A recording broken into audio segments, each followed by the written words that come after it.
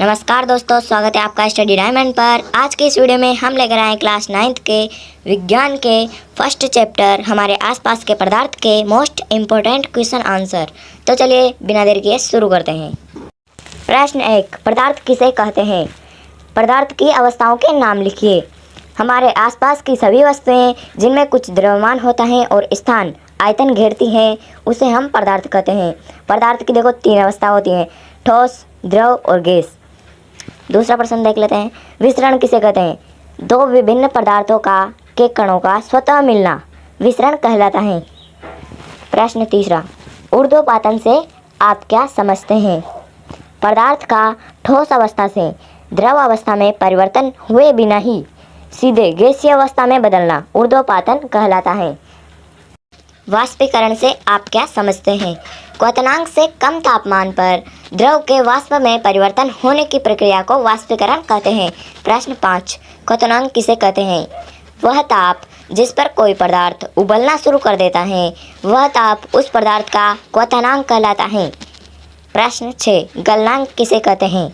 वह ताप जिस पर कोई ठोस पिघलकर द्रव बन जाता है वह उसका गलनांक कहलाता है। पदार्थ के कणों की क्या विशेषता होती है? पदार्थ के कणों की निम्न विशेषता होती है, यहाँ पे लिखी हुई है। पहली, पदार्थ के कण एक दूसरे को आकर्षित करते हैं। दूसरी, पदार्थ के कण निरंतर गतिशील होते हैं। तीसरी, पदार्थ के कणों के बीच रिक्त स्थान होता है। चौथा, पदार्थ के कण अत्यंत सूक्ष्म होते हैं, यानी कि वो छोटे होते हैं बहुत।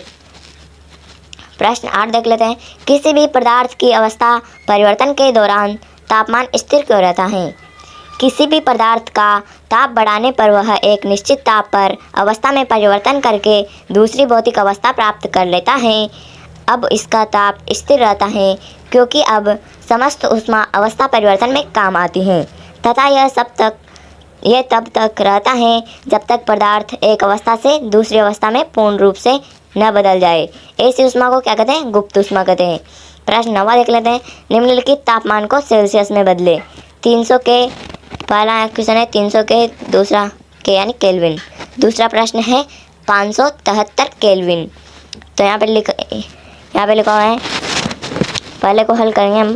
केल्विन में तापमान बराबर 300 केल्विन और फिर यहाँ टेम्परेचर केल्विन का इधर लिखना है बराबर टेम्परेचर सेल्सियस का। यहाँ पे कोष्टक बना देना है।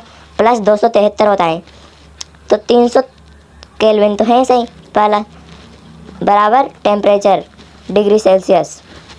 यहाँ पे कोष्टक प्लस 273 तो ये 300 माइनस 273 बराबर टेम्परेचर सेल्सियस का आ जाएगा, तो यानी कि 27 डिग्री सेल्सियस।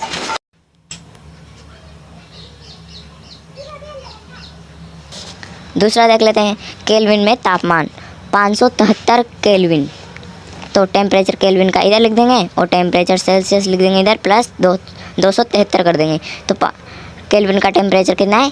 573 और इधर टेम्परेचर सेल्सियस ऐसे लिख देंगे और प्लस में 273 कर देंगे, 273 लिख देंगे और फिर नीचे 573 में से माइनस 273 कर देंगे बराबर टेम्परेचर सेल्सियस में आ जाएगा। तो कितना बचा?